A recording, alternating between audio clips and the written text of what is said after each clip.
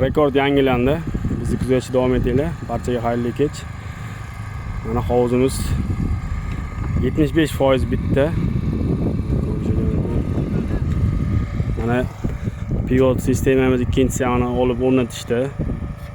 Transheyalar kovlash boshlandi. Bunga natijamiz rekord urildi. Rekord shundan iboratki, bir kunda 3000 kvadrat membrana tikdik. Mana qanaqa GTX-ni solib, membranalarni yoyib tikilgan holat. Mana membrana qiladigan akalar, sizlarning rekordinglar qanaqa bo'lgan? Fikrlarni izohlarda yozib ketinglar.